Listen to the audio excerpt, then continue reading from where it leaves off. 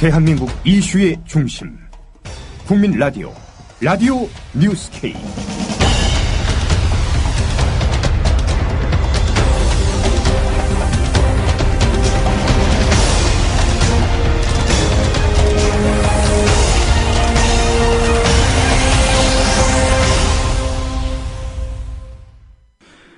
여러분 안녕하십니까? 4월의 마지막 날 라디오 뉴스 K 아나운서 정승조입니다. 세월호 침몰 사고 보름째인 오늘 희생자 5명의 시신이 추가로 수습됐습니다. 구조 현장 연결합니다. 김진희 PD.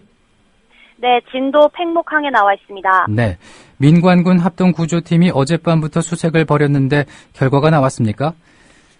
세월호 4층 선수 좌측 격실과 5층 로비에서 각각 4명과 1명씩 모두 5명의 희생자를 수습했다고 밝혔습니다. 네. 현재까지 세월호 침몰 사고 사망자는 210명, 실종자는 92명입니다. 합동구조팀은 오늘도 4층 선수 좌측과 중앙격실, 5층 로비를 집중적으로 수색하며 4층 중앙부 전반으로 수색 범위를 넓힐 예정입니다. 오늘 수색 계획과 관련해 고명석 범정부 사고대책본부 대변인이 밝힌 말을 직접 들어보시겠습니다. 오늘은 민관군 합동구조팀 105명이 4층 중앙과 선수부 및 5층 로비 위주로 수중수색을 진행할 예정입니다. 해경과 민간 잠수사가 4층 선수 좌측과 중앙격실 및 5층 로비를, 해군은 4층 중앙부 전반을 수색할 계획입니다. 앞으로 수색하지 않은 객실을 중심으로 집중적으로 수색하겠습니다. 네, 그리고 다이빙벨은 오늘 새벽 버팀줄을 설치한 것으로 알고 있습니다. 맞습니까? 네, 물살이 가장 거세지는 사리대에 접어들어 수색 작업이 제한되고 있는 가운데 투입 논란이 일었던 다이빙벨은 현재 사고 해역에서 대기 중입니다. 다이빙벨 업체인 알파잠수 종합기술공사의 바지선은 어제 사고 해역에서 구조 작업을 벌이고 있는 언딘 측 바지선과 접안했습니다. 또 바지선과 세월호의 선리 4층을 연결하는 가이드라인도 연결돼 정조대에 맞춘 최종 투입 시간만을 기다리고 있는 상태입니다. 바지선에는 실종자 가족 2명도 현장 수색 구조 작업을 지켜보기 위해 동승했습니다. 다이빙벨 안에는 알파 소속 잠수사 2명에서 3명이 탈 것으로 예상됩니다.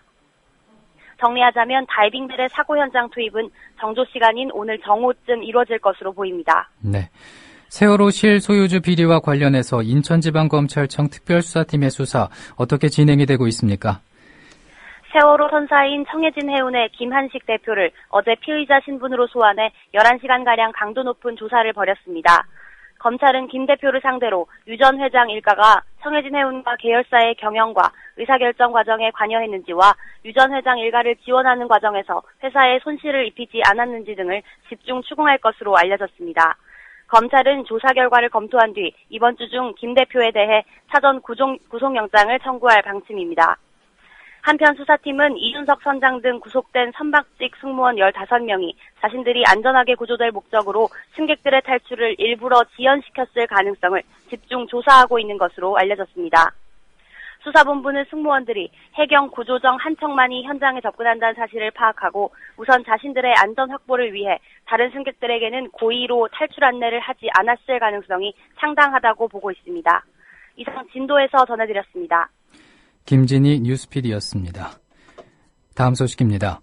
세월호 사고 해역 수색 구조 작업 과정에서 관군에 의한 특혜 논란에 휩싸인 해양군안업체 언딘이 정부와 긴밀한 관계를 유지해온 것으로 확인됐습니다.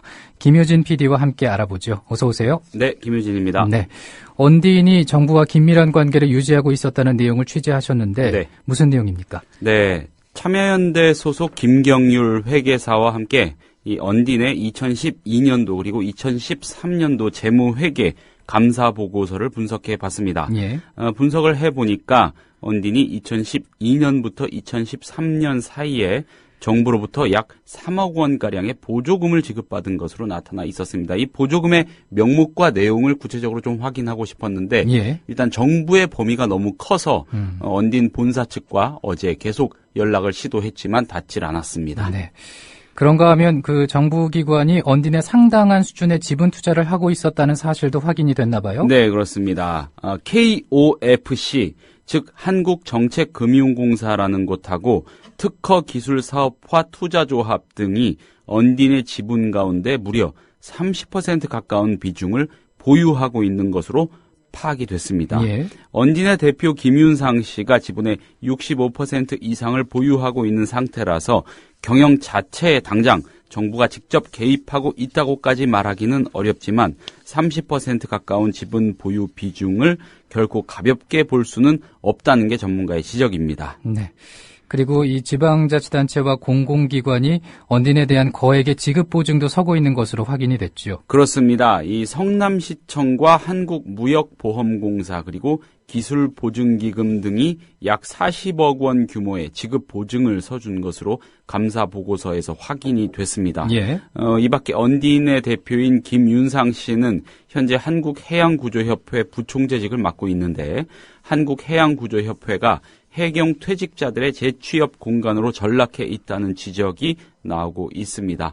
언딘과 정부 사이의 긴밀한 관계를 추측해 하는 또 다른 대목입니다. 특히 이 지급보증건과 관련해서는 이 김경률 회계사의 경우에 정부와 언딘의 유착관계까지도 추정해 볼 수 있는 대목이라고 지적을 하고 있습니다. 예. 이 밖에 갖가지 의혹이 각종 언론을 통해서 제기되고 있습니다만 저는 일단 재무회계상으로 확인이 되는 부분에 한해서만 말씀을 드리겠습니다. 네.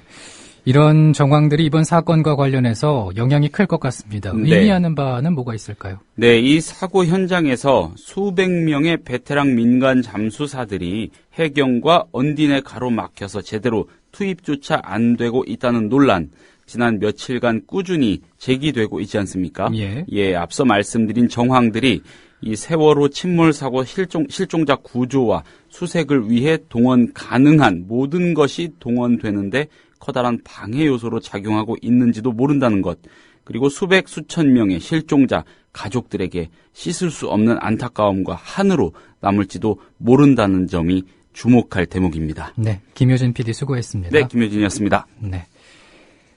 다음 소식 전해드리겠습니다. 세월호 참사 희생자 유가족들은 박근혜 대통령이 어제 국무회의에서 대국민 사과를 한 데에 대해서 실천과 실행도 없는 사과는 사과가 아니라고 비판을 했습니다. 유가족대책위원회는 5천만 국민이 있는데 박 대통령 국민은 국무위원뿐인가, 비공개 사과는 사과도 아니다라며 비판을 했고, 안산합동분향소 방문과 관련해서도 경호원들에게 둘러싸인 채 어느 분인진 모르겠지만은 할머니 한 분에게 애도의 뜻을 표하고 둘러보고 갔다며 질타하고는 마치 광고를 찍으러 온 것 같았다. 진정한 대통령 모습이 아니라고 성토했습니다. 유경근 유가족 공동대표가 CBS 라디오에서 나와 한 말을 들어보시겠습니다. 우리의 입장을 좀 분명하게 한 목소리로 밝힐 때다, 이런 생각에서.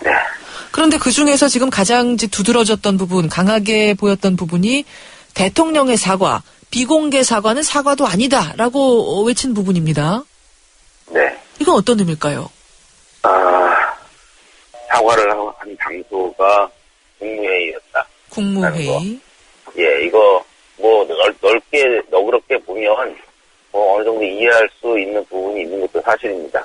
예. 그러나 그 이후에 특히 오전에 분향소에 오셔서 분향을 하시는 모습을 보고서 이건 아니다, 이런 생각을 하게 되었죠. 다시 말해서 우리 가족들 중에는 박 대통령이 이 새로 만들어진 화랑유원지 분향소에 오신다는 사실을 아는 사람들도 없었고요. 정말로 사과하는 마음이 있다 그러면 우리 가족들에게 직접 그런 뜻을 좀 개인적으로도 표명을 해주셔야 할 텐데 그런 게 없었고, 그리고 그 분향소 안에 어떤 할머님 한 분을 같이 대동을 하고서 분향을 하고 사진을 찍으신 걸로 알고 있는데, 제가 궁금해서 저분이 어느 분이신가 하고 좀 수소문을 해봤는데, 희한하게도 아는 분이 없습니다. 그 할머니 한 분을 이렇게 위로하면서 찍은 사진이 지금 굉장히 많이 실리고 있는데 그분이 누군지를 아는 사람이 없다. 가족인 줄 알았는데. 아는 사람이, 가족일 수도 있겠죠. 그런데 알아보니까 우리 유가족 대표들이 풍목항이나 진도체육관에서 수많은 가족들과 함께 이야기를 나눴는데, 아는 분이 아무도 없어요. 그러면 도대체 어느 분하고 한 건 이것도 좀 의문이 되고요. 실제 유가족이라 그러면 신뢰가 되겠습니다만. 정의당 심상정 원내대표는 박근혜 대통령은 이번 민생 참사 국면에서 대한민국의 선장으로서 지도력 상실을 했다고 단언했습니다. 심 원내대표는 오늘 KBS 라디오와의 인터뷰에서 어제 대통령께서 사과는 하셨지만은 이 시점에 와서 그것도 국무회의 석상에서 사과하는 것에 대해서 그게 어떻게 국민들의 마음을 열 수 있겠나. 마지못해 하는 인색한 대통령의 사과는 사고를 당한 가족들의 가슴에 또 하나의 멍울을 남길 것이라고 말했습니다. 인터뷰 내용을 들어보시겠습니다. 자, 그리고 어제 이 국가 차원의 대형 사고를 진두 지휘할 컨트롤 타워로 국가안전처 가칭이긴 합니다만은 신설 카드 이걸 제시했습니다. 총리실 산하 국가안전처 신설에 대해서는 어떤 의견이십니까?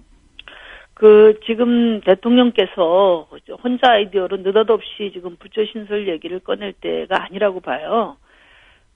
가족들도 이야기를 했지만은 지금 구조를 위해서 뭔가 책임있는 대책을 내놓기를 그게 먼저 돼야 된다고 보고요. 네. 또 지금 상황도 컨트롤 타워가 없어서가 아니고 사실 안전행정부 장관이 지휘하는 중앙재난 안전대책본부가 있고 조직도상에는 네. 그 지휘 라인이 청와대까지 분명히 이어져 있지 않습니까?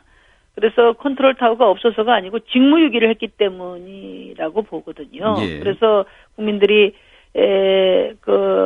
가슴이 더 아픈 것입니다. 그래서 저는 지금 이 부처 신설 이야기 이전에 우선은 정부와 정치권이 발본적 성찰을 해야 되고 그 앞에 대통령이 서셔야 되고요. 네. 그래야 참사로 이어지는 규제 완화가 아니고 사람 생명 구하는 예. 그런 규제와 또 대책으로 이어지는 건 정책 기조의 대전환이 가능할 거라고 봅니다. 알겠습니다. 그런 다음에 저는 총의를 모아서 기후 개편 문제도 네.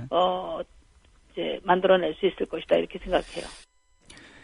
세월호가 침몰했던 지난 4월 16일 원자력안전위원회는 고리 핵발전소 1호기의 재가동을 승인했습니다. 1978년 운전을 시작한 국내 최고령 핵발전소로 이미 2007년 설계 수명이 끝났지만은 가동 수명이 10년 연장됐습니다. 고리 1호기의 재가동은 세월호처럼 수명이 다한 배를 쓰고 또 쓰는 관행과 닮았습니다. 고리 원전 1호기 재가동 승인 정말 괜찮은 것일까요? 동국대 김익중 교수가 SBS 라디오와 인터뷰를 했습니다. 직접 들어보시겠습니다. 그러면 안전성에는 확실히 문제가 없다 이렇게 볼 수 있을까요? 그렇게 얘기해서는 안 될 것 같습니다. 원자력이 안전하다라고 얘기하면은 오히려 더 위험해지죠.